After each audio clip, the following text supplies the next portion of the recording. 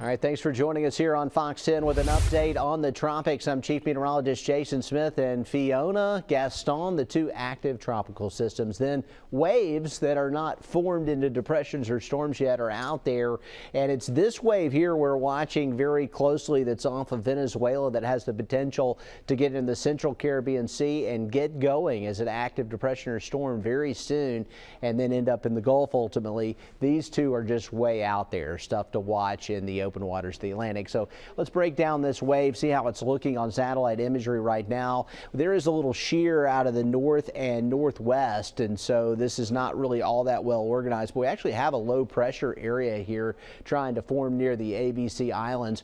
Odds of development 80% in 2 days, so that's a very high probability of development as this tracks towards Jamaica. A 90% chance in 5 days. Basically, it's going to happen. We think we'll get a depression or a storm. It's a light shear warm water environment in the Caribbean Sea, and everything looks like a green light for development there.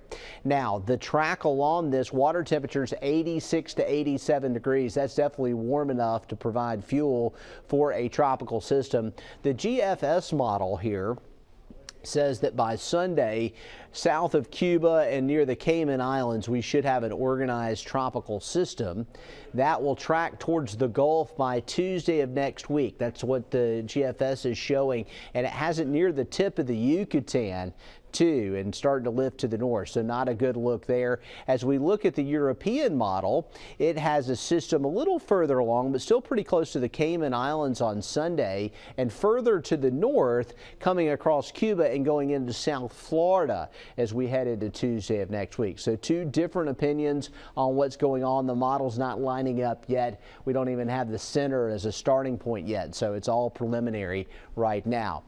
We're watching it closely, though. Anytime we have a potential system in the Gulf, never a good thing, right?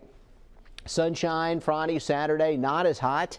Today we were near record highs. Tomorrow right at 90, 89 on Saturday, Sunday and Monday near 89. Overnight lows improve a lot too. We go down into the 60s on Friday. Next week we should get a second shot of drier air. Monday, Tuesday, Wednesday, lows will get cooler at night. Daytime highs will back off into the mid 80s, and we just await what's to come in the tropics potentially next week as we watch the Caribbean Sea and then ultimately the Gulf of Mexico.